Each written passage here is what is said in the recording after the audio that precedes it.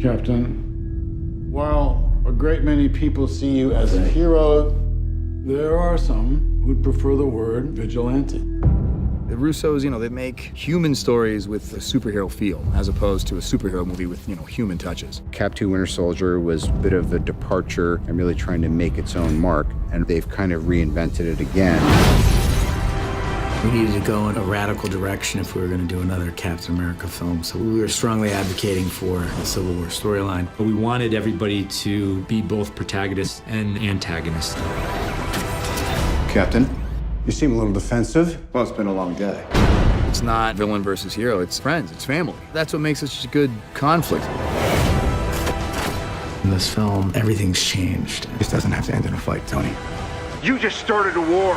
Where, you got 5-on-5, people coming together and just chaos. A little bit of stunt stuff, some walk out, some don't. I tried to be cool with it and be like, all right, it don't matter to me, but I was high-fiving myself all day. I was like, yo, this is bananas. I really do have a strangely serious investment in these films. It's not going to be entirely predictable. Characters are going to make choices that surprise you. The comic books were really wonderful pieces of literature. I think that Marvel likes to keep the fans excited, guessing, curious, all that stuff. Well, I think we're all good and bad in this film. Downey is playing a much darker version of Tony Stark than he's ever played, and he's just crushing it. Hey YouTubers, it's Charlie. Don't you just love listening to characters explain why they're going to be assholes in a new film up front? Like, okay, this is going to be a lot of fun, I'm going to be a total asshole, but you're going to love it. Initially, they always knew there was going to be a third Captain America film. It was always planned as a trilogy. It's one of their most successful franchises. Of course, they're going to do a third film. But because the third Iron Man film was originally intended to kind of close that franchise down, Robert Downey Jr.'s future at Marvel was uncertain. They made the decision to just use him in other movies rather than try and do more solo Iron Man films, which I think was the right call to make. And Civil War just happened to be a really good opportunity for a Captain America film. So Marvel Civil War became Captain America Civil War. Still a Captain America film, but a really good opportunity to shake their characters up. Even if you haven't read comic book Civil War, they explain in some of these clips. We take a much darker path with some of these characters, and I feel like some of the Marvel actors do read the comics. Some of them are more comic book literate than others, but even the ones that have absolutely no idea what happened in comic book Civil War, the producers, the writers,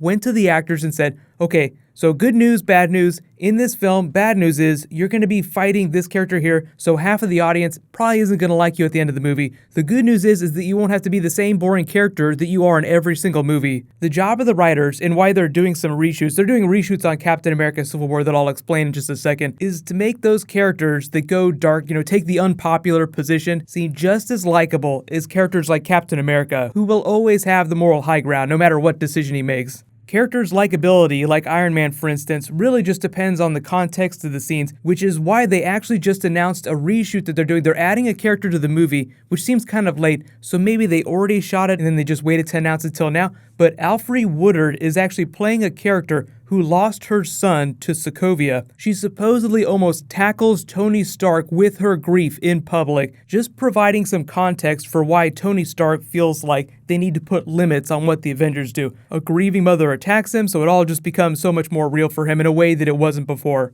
Unexpected WTF though, Alfre Woodard is actually playing one of the main villains for Luke Cage on the Netflix series. So what does that mean for movie-TV crossover if she's playing two completely different characters in the movies than she is on the TV shows?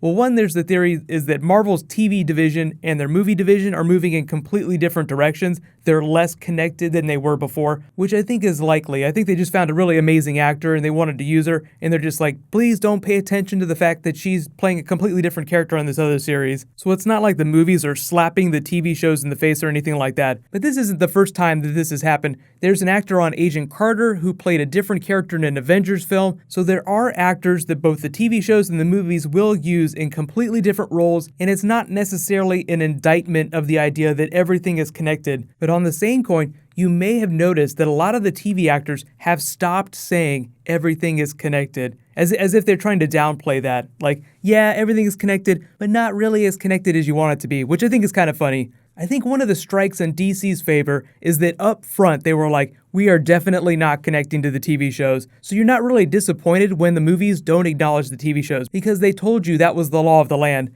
It's a little more disappointing when Marvel is like, everything is connected, and then you find out later that it's not really that connected.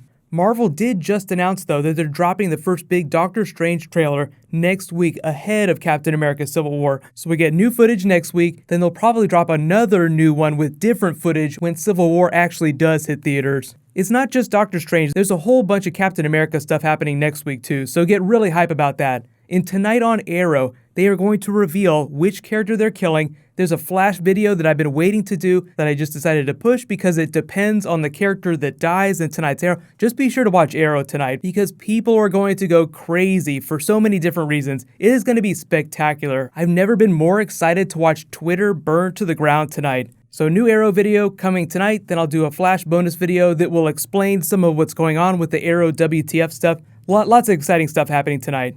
While you guys wait for me to post that video tonight, you can click here for my Doctor Strange behind the scenes video. They just dropped a whole bunch of stuff. And you can click here for my Captain America versus Black Panther clip. Thank you so much for watching, everybody. Let's high five. I'll see you guys tonight.